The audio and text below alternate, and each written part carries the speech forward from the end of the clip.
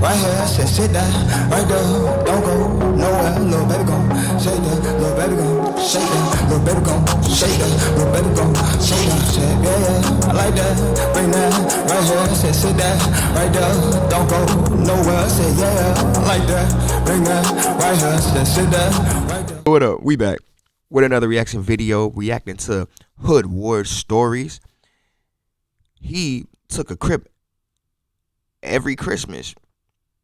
The story of OG Santa Klaus, bro. There's no way y'all call that man OG Santa Klaus. Was his present taking it out the game? That was the presents he was giving out. Welcome to Hood Ward Stories. In this episode, I'll be discussing the life of Santa Claus. Alberto Von Cotto, also known as Santa Claus, was a second-generation member of the Rollin 20 neighborhood Bloods. During the 1950s and 60s, a gang called Blood Alley existed on Cordova Street, near where the Santa Monica Freeway is today. In the early 1970s, as Blood Alley began to fade away, the youths from this neighborhood continued the Blood identity. In 1971, they began with the name In Hood. They added the Rollin 20s between 1975 and 1977. At some point between 1977 and 1979, they added Blood to their name. In the 70s, they had two main cliques, 25th and 27th Street. Originally being the Vermont Villain Boys, the 29th Street clique was formed on the south end of the neighborhood towards Jefferson. Santa Claus got initiated into the Rollin 20s when he was only 16 years old. From the start, he was determined to display that he was the ultimate gangster, and to position the Rollin 20s to be a top blood neighborhood across LA County. As a teenager, his gangbanging was bold and came with no fear.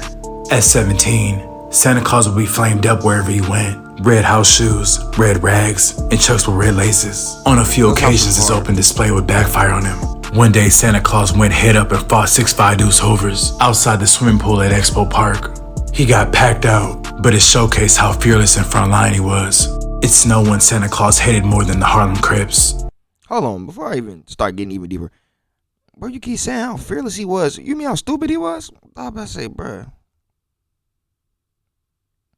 Fearlessness and idiocy are like, they teeter on the same line, bro. It's damn near two sides of the same coin, bro. Like, nigga, what the hell? This nigga don't think. His brain don't work completely. And you talking about he fearless. I guess. Who were the 20s' lifelong foe and primary rival, located just south of them. His ill feelings and hatred toward the Harlems would be expressed on many occasions. Allegedly, Santa Claus deboed members of their gang so many times that he was the sole reason they began to start using guns. When gunplay came into effect, Santa Claus would pay a visit to a rival Crip's home each Christmas and kill them. But this terror inflicted by Santa Claus was year-round, not just on Christmas. And it wasn't one-sided. One night in 1981, the Harlem Crips caught Santa Claus sipping walking home from his girlfriend's house. They got up on him and shot him at point-blank range. They left him in the alley thinking he was dead. But he survived and shocked his enemies 1 week later by walking down Exposition, which is in his enemy's territory, wearing a red rag over his head. As his reputation grew, his name became feared among hoods across South Central. By the mid-80s, Santa Claus was a respected OG and a shot caller who was directing play calls. At that point, the war with the Harlem 30s was ongoing and only seemed to be intensifying. Santa Claus thought it would be a good strategy to change war tactics. At that time, the Rollin 30's closest ally was the Rollin 60 Crips. During the mid-80s, plenty of Crip factions were clicking up due to the rising Crip-on-Crip violence. Under Santa Claus's leadership, the 20s decided to conduct a kill mission dressed in all blue. Their target location was the intersection of Dinker and Jefferson Boulevard, a Rollin 30 stronghold, but a location that was openly visible. As the 20s approached Dinker, they spotted a group of Harlem 30s in clear view. The faces of the Harlem 30s were confused. One of the 20s then yelled out, "West Side 60 Crip." The 20s then began to let off numerous shots in rapid succession. As the third target was shot and dropped, the 20s sped away and returned to their safe haven. Mission accomplished. Casualties on both sides continued. In the early 1980s, the Rollin 20 Bloods had three cliques, 25th Street, 27th Street, and 29th Street. The Harlem 30s also had three cliques at that time, the Dinkers, the Avenues, and the 39th Street faction. At that time, Santa Claus and OG Head were key in expanding the Rollin 20s by securing turf by enlisting the 2nd Avenue gangsters to become a part of the Rollin 20 Bloods. The avenues were named for the streets between Arlington and Crenshaw Boulevard. The Rollin 30s and the Rollin 60s also had cliques of the same name at that time. In 1985, Santa Claus called a hood meeting for all cliques at Loren Miller Park to officially establish that the Second Avenues are a legitimate clique. The Second Avenues arrived shortly after, and everyone began to celebrate. The 20s had now expanded to 4 cliques and were elevating their status as a premier blood gang in LA County. In doing so, the Rollin 20 Bloods expanded land area to having arguably the largest blood gang territory in Los Angeles. Their neighborhood not only covered the West Adams area from Vermont to Crenshaw, but now extended north passing Washington, Venice Boulevard, and Pico between Crenshaw and Western Avenue. But their celebration was being watched. Not long into the meeting, groups of Harlem Crips descended into their neighborhood and started attacking both sides of their park, boxing them in.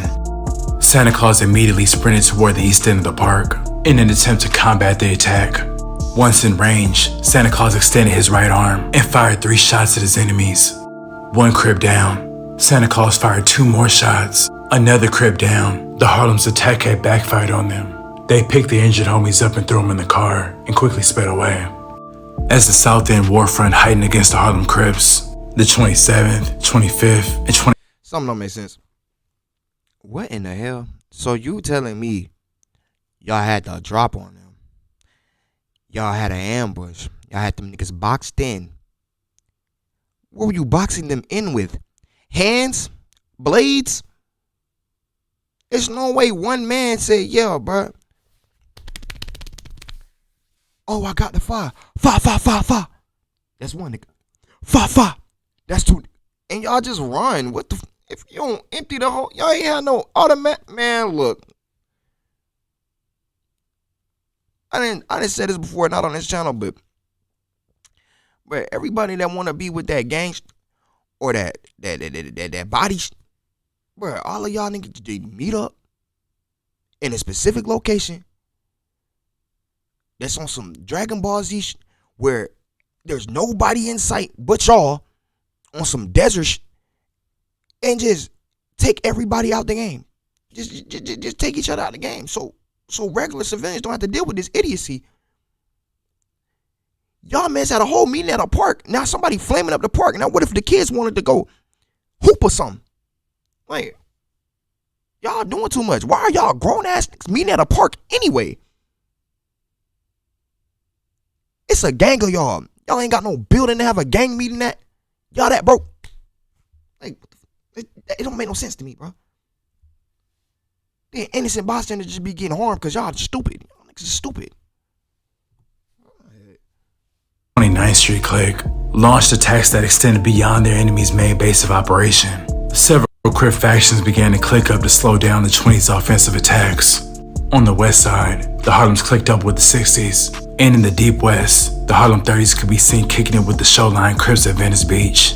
So one day, Santa Claus ordered a few carloads of 20 members to slide into Showline territory in hopes of finding some Rollin 30s. When they arrived, their hopes came into fruition as they spotted Harlem 30s on the Venice boardwalk. Both equal in numbers, the collision escalated into a large-scale gang fight. Law enforcement arrived deep shortly after, and many were arrested from both sides that day. Meanwhile, back on the home front, the 20s struck back at the Harlem 30s on a personal level. Both sides knew each other by names and knew where each other lived. Santa Claus started to target the home tactic, and many homes were hit, including the home of a high-ranking OG from Harlem. One night, the OG threw a party for his Harlem homies. As the party was going, Santa Claus bust down the door and began shooting at everyone in the party. Multiple Harlem members wound up dead that night. Word began to spread quickly of Santa Claus's actions, and people were beginning to think he was untouchable. Santa Claus would spend a good portion of the next 7 years in prison. Santa Claus was released from prison in 1992. As a welcome home gift, members of the 20s laced him up with plenty of dope and cash. Shortly after being fresh out, Santa Claus took command of the war campaign against the Schoolyard Crips. The Schoolyard Crips were the 20s' hated enemy to the west. Skirmishes on their border of Crenshaw occurred frequently. During that time, Santa Claus found a girlfriend on Bronson Avenue. She mirrored his gangster ways, selling dope out of her one-bedroom apartment and carrying a pair of twin .380 chrome pistols. But on January 13, 1993, the gang world was shocked when they discovered Santa Claus had been murdered. The 20s instantly pointed the finger at the Schoolyard Crips.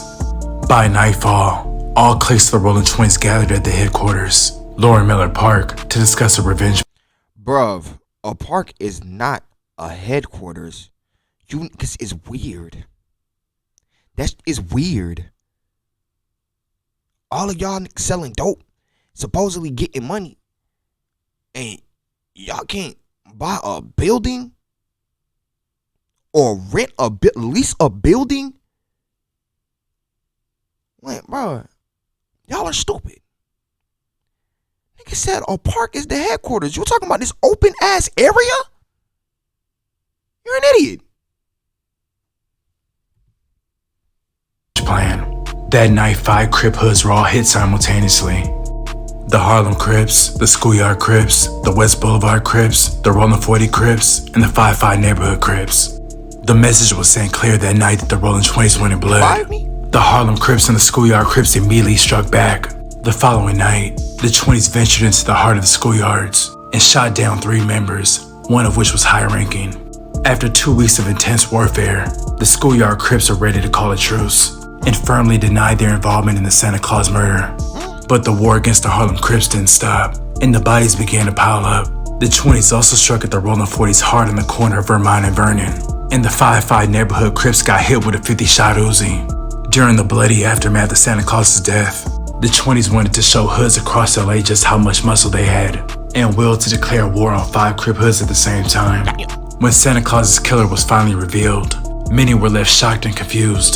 The killer was not a gang member or even an affiliate, but a low-level weed dealer from Jamaica. Santa Klaus supposedly robbed a Jamaican because he was pushing in his neighborhood. Oh, karma.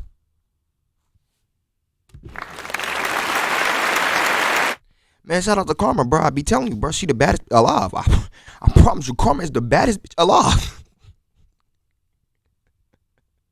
You doing all this extra, and then you got took out the game by a nigga that ain't even in the gang. Ha! Young gunners canvassed the streets for nights on end searching for the killer, but he had disappeared, some believe out of state. The 20s' revenge was denied. Santa Klaus left a reputation and legacy, and to this day, Santa Klaus goes down as one of the top 10 blood riders in LA history.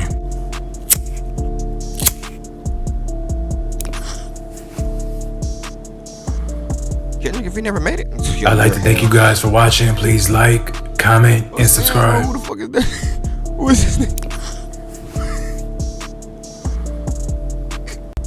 I'd like to thank you guys for watching. Please like, comment, and subscribe. Oh,